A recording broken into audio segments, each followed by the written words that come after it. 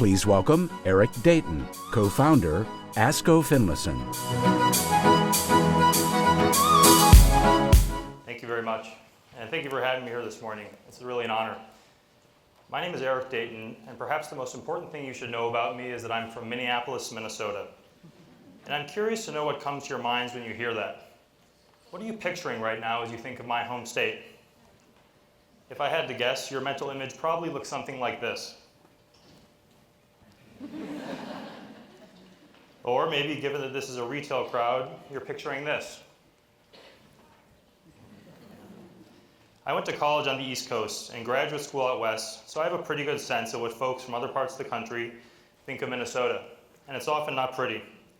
So let me tell you a little bit about where I'm from, both to set the record straight, and also because it has a major influence on what I do and why I'm standing here today. Before I start, though, here's a helpful little graphic I created for you New Yorkers in case you aren't even sure where Minnesota is. We're part of that big nebulous region in the center of the country, most commonly referred to as the Midwest, or as you might know it,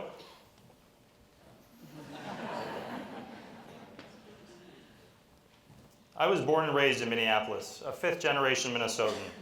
We're a city of about 500,000 people, but we punch well above our weight. We're home to 17 Fortune 500 companies, the second most per capita in the country, including major retailers like Target and Best Buy. And we regularly top nationwide lists of the best places to live, work, and play. Now, I'll admit, it does get a little bit cold in the winter, but that allows us to do some pretty great things.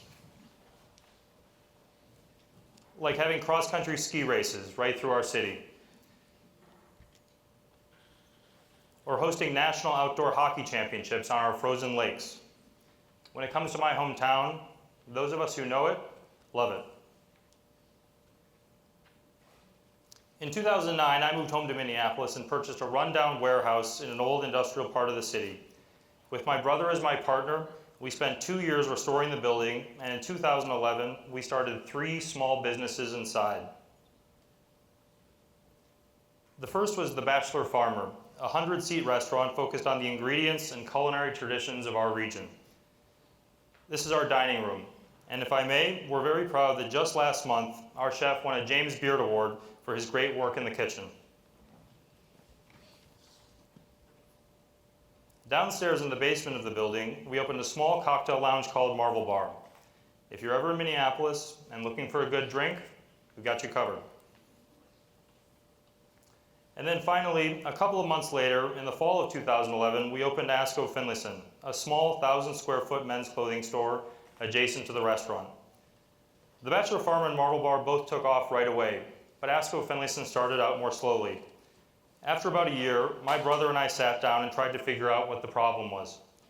We realized that the store, which carried a very limited selection of things we both liked, only made sense to the two of us. Now, don't get me wrong, we loved our store. But no one else did, because they couldn't understand it. We had mostly menswear, but then a little bit of women's from brands we admired, and there was no real discernible thesis. In short, we'd wanted Askov Finlayson to have a very personal point of view, but we'd made it too personal, and it wasn't working. As we thought about what changes we should make, we looked to our restaurant for inspiration. And the Bachelor Farmer ultimately taught us a lot about what we needed to do to turn Askov Finlayson around. It's those lessons that I want to share with you today. Because whether our customers are in our dining room or in our store, I found that they respond to many of the same things. The first lesson we learned was about sense of place. We created the Bachelor Farmer with the goal of showcasing our city, state, and region. That meant featuring local ingredients that we sourced through partnerships with nearby farms, and also incorporating the work of top local designers and artists throughout the space. In the small bar area just off our dining room, a local painter named Todd Norstein installed a mural that reads, "A picture for this time and place." And I've always loved that message because it's essentially the Bachelor Farmer's mission statement. We didn't want it to feel like anywhere else. We wanted it to feel like Minneapolis at its best, a restaurant for this time and place.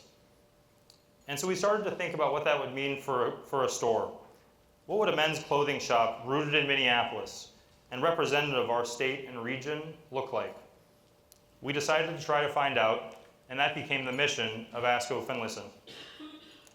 But fortunately, it didn't really require a drastic change from what we were already doing.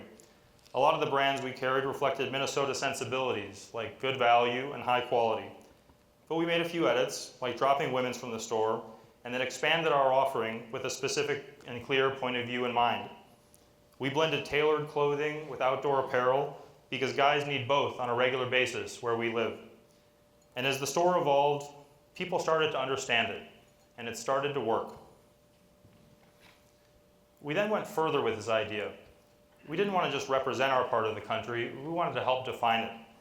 As I said earlier, Minnesota and the surrounding states are commonly known as the Midwest, which essentially reflects an East Coast perspective of the rest of the country. There was a time when Minnesota was part of the western frontier, and thus the northwest of the known United States.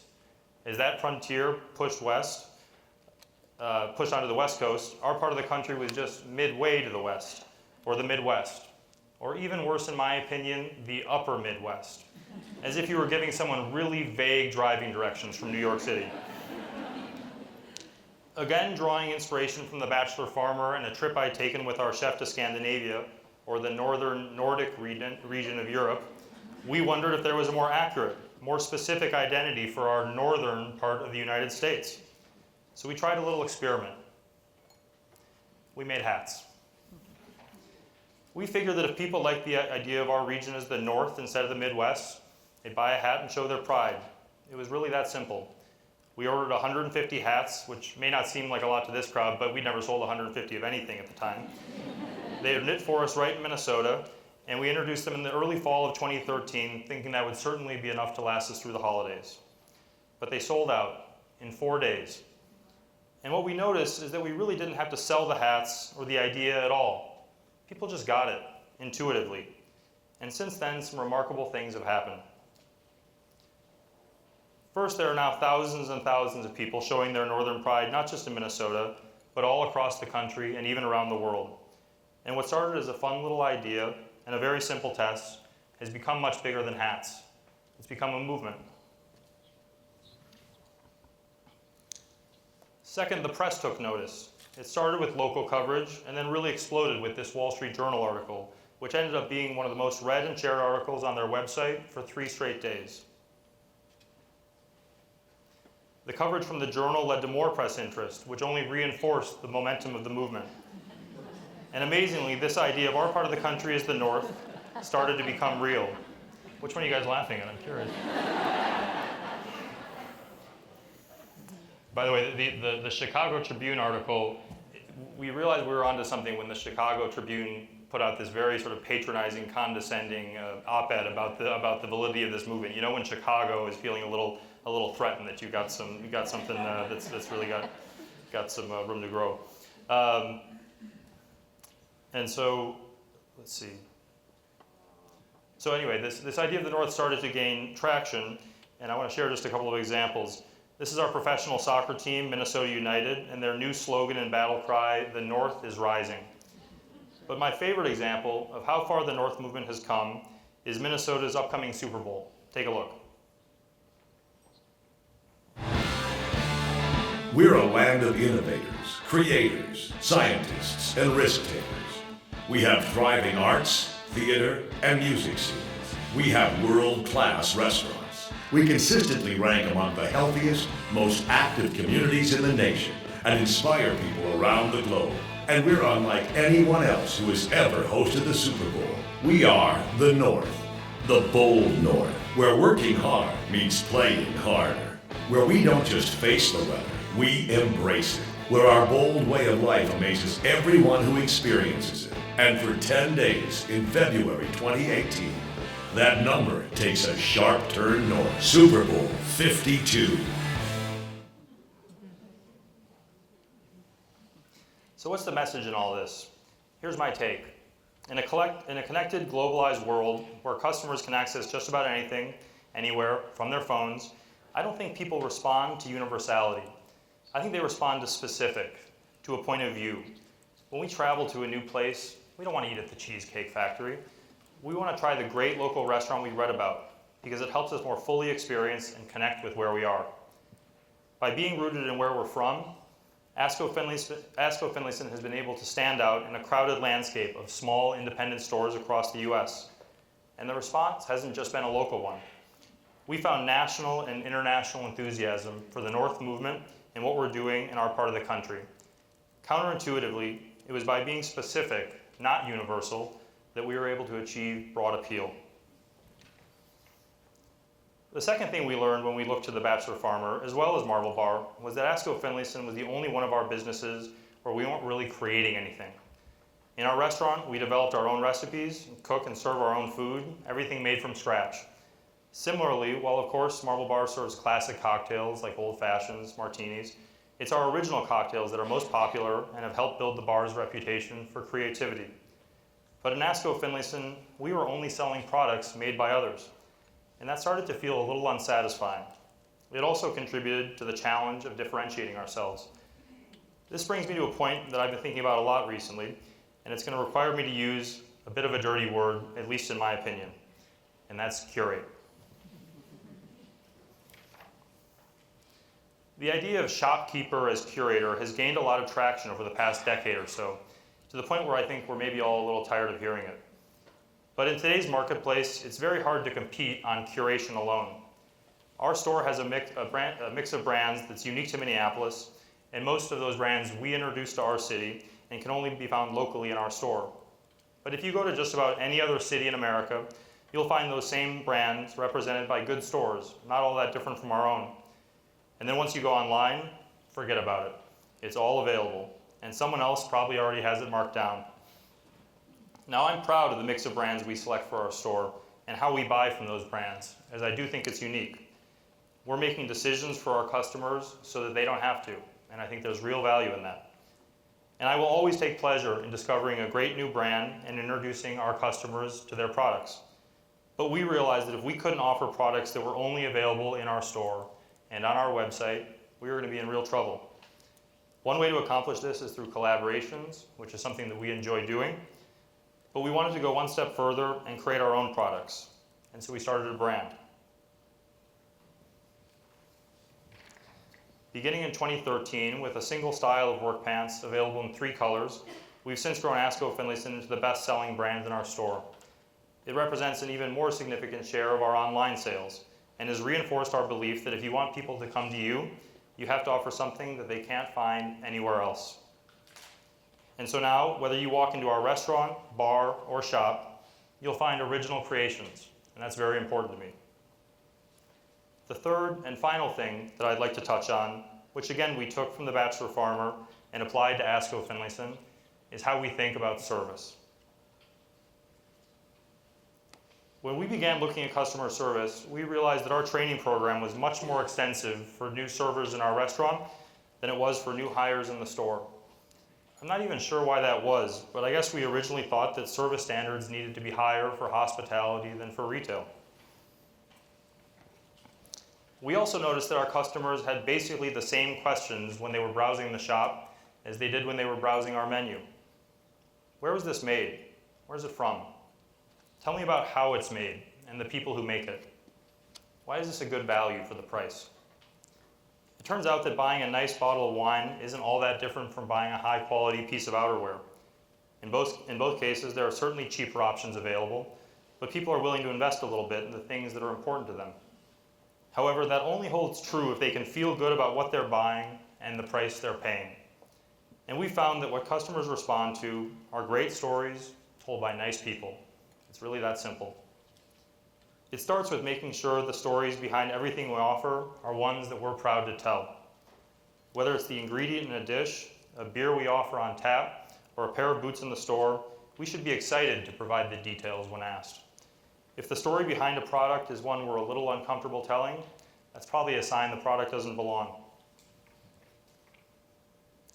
But most importantly, we found that product knowledge is the key to providing valuable service, and so we train on that relentlessly.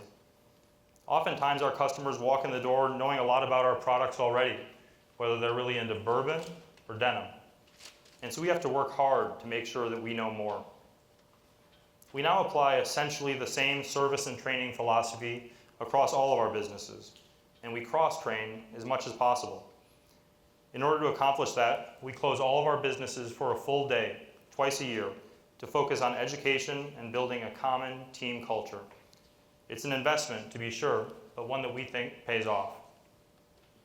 So now not only can the guy helping you to pick out a tie in Askov Finlayson tell you about the company that makes it, but he can also recommend a favorite drink down in Marvel Bar, and hopefully even tell you a little bit about the local farm where we're sourcing the asparagus for our menu right now. And it's hard to believe that we ever thought anything less than that was acceptable. I began by showing you what our store looked like when we first opened. And I'd like to close by showing you where we are now. Since 2011, we've acquired and renovated a second building right next door to our first, which gave us the opportunity to move and expand Askov Finlayson into a larger space. It also gave us room to partner with our friends at Warby Parker, who have a shop-in-shop in our new store, their first and only retail presence in Minnesota. The new store opened last year, just about 4 years after we first started, and 2 years after the launch of our brand and the introduction of our North hats. Having that time to really figure out who we were as a store and a brand was critical, and it allowed us to design and create a physical store experience that looks and feels like Askov Finlayson.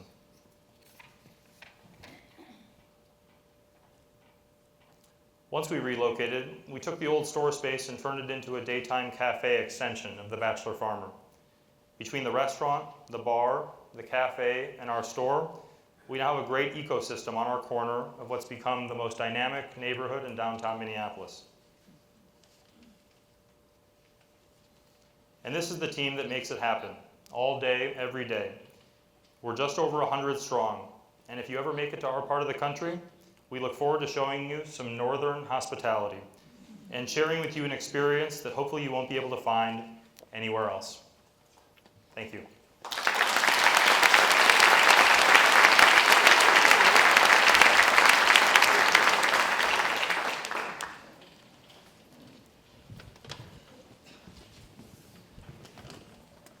Thank you. Do you see much cross-pollination between the customers at the bar, the restaurant, and Askov Finlayson? Are they the same? We see quite a bit of shared traffic. You know, our belief was that each business had to be successful on its own and had to stand on its own 2 feet. So each has its own following, but there's certainly a lot of overlap. One of the things that we found, we experience in the store some traffic from the restaurant and bar in the evening, but then we introduced a Sunday brunch, which was our first daytime service about a year after we opened. And we found that the daytime traffic to the store from the restaurant was much more valuable to the store in terms of conversion. People, if they're coming in the evening, they've got a reservation to make, or friends can meet in the bar, they don't have time to spend 20 minutes browsing. But after they get out of brunch, you know, they've had a mimosa, they're feeling pretty good, and they've got all the time in the world. And so that was part of our strategy when we moved the store to put in the cafe, and we find that shared traffic between the store and the cafe, whether it's stopping in for coffee in the morning or lunch, that's especially valuable.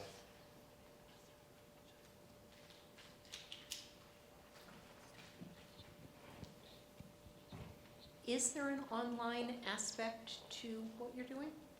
There is, and it's a part that's now a growing focus for us. You know, we expanded and improved our flagship experience with our store in Minneapolis, and now we see as we look to grow this nationally that the website's our main strategy. We're not to the point of opening stores in other parts of the country yet. We'd like to see that down the line, but for now, we need to figure out how can we turn the online experience into the same representation of our brand that the store is, and we're okay. We're not as good as I'd like to be, so that's our next push. That actually leads to my question. How does this North story play in other parts of the country? Is it exportable? I mean, how does that work? Yeah, we actually see it resonating much more broadly than we originally anticipated. I have friends in Northern California, Bay Area. For them, the North means something as Northern California. I have friends in Maine who feel like they're very much part of the North, and then we see this really across around the world in places that have 4 seasons, that have cold and snow in the winter, and I think even beyond that. I mean, if you look at some of the brands that have represented Minnesota, brands like Red Wing Shoes, Variable Woolen Mills with their blankets, Duluth Pack. I remember the first time I saw Duluth Pack in Barney's, my head almost exploded because I was just, this was the backpack that I carried on canoe trips in the Boundary Waters, and suddenly here it was amazing. But you know, I think there's something that when people see those products and see those brands, they associate it back to our part of the country, and I think there's a credibility there of quality, and if these are products that can stand up to our climate, to our part of the country, our lifestyle, then they'll do well just about anywhere. And you know, we certainly see Southern California surf brands, guys in Minnesota wearing those board shorts out on the lake, and so if guys in our part of the country can relate to Southern California surf culture, then I think it can go both ways. Yes? So I'm going to change the question a little bit. As you were talking, it was running through my mind that a profile of a store, a retail store that actually, built here, sell here, is kind of like the model you've done. And do you see, and I'm just asking this because I can imagine it's on many people's minds, that the framework of what you do, which is profiling specific to the persona that you're in, could actually be replicated without tainting it? Meaning, if I'm in Miami and I take your model, do you see a retail chain that could actually personalize to Miami, personalize to Chicago, personalize to San Diego, to New York City, to Wyoming, I really don't care where? Or do you think by doing that it would corrupt it and make it, let's say, not modelable? You're saying the same I'm brand? saying the same thing you did in Minnesota, being able to do it again and again, the same store name, but again, persona specific to the region you're in, so you localize, even though it's a chain, it's localized in its selling. It's an interesting question. I mean, that's not, I guess that's not what we're thinking of doing, but I think you are certainly seeing some brands that, I seem to see it like with things like t-shirts and sweatshirts, like kind of a local pride, the shape of the state, and so I think that that's something that we've seen a lot of it, not just where we are, but we see it around the country as a sense of local pride. It's something that's being represented a lot by restaurants right now, restaurants that are going hyper-local, not just to the ingredients, but even into the culinary history of where they are. Could one brand be that local store for every market without losing its soul a little bit? I'm not sure. I mean, you see that with restaurants that they started somewhere, now they're branching out. They usually bring, I think, where they're from with them, but then they look at how they can apply that to the new market. So maybe that's a bit of a balance, but I think that can be done.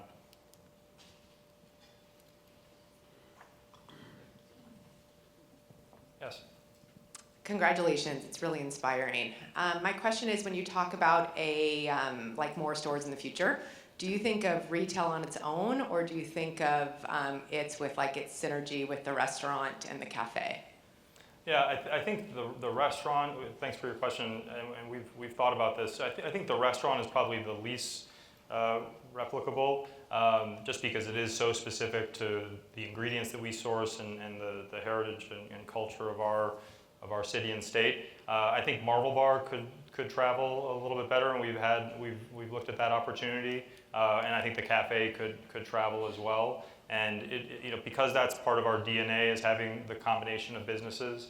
I think it'd be exciting to look for ways to bring that with, and to have more than just a standalone store, but to have it in combination with some sort of food and beverage hospitality piece to show that that's a part of who we are. And it's also just something, as I said earlier, that we found to be effective in terms of driving traffic and creating more of a sense of community. So we'll certainly look for those opportunities.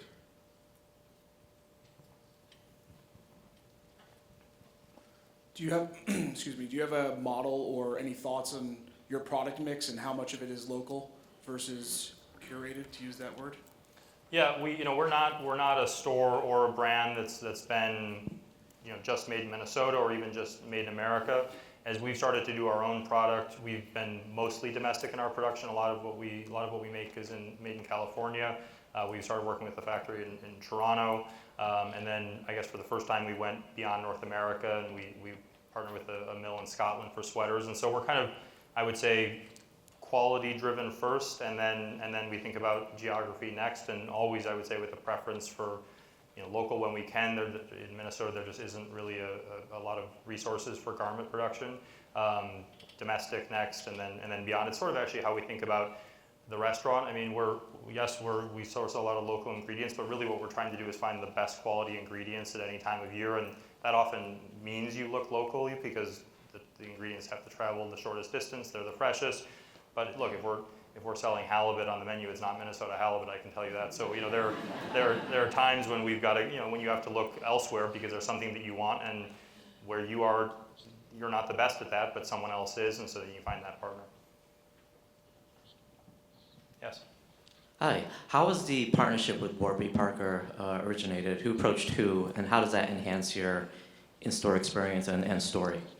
It's been a tremendous partnership. I actually just sort of, through my college roommate, I was at business school at Stanford at the same time that the founders of Warby Parker were at Wharton, and my college roommate was one of their good friends at Wharton. He was there at the same time. So I met them visiting my roommate.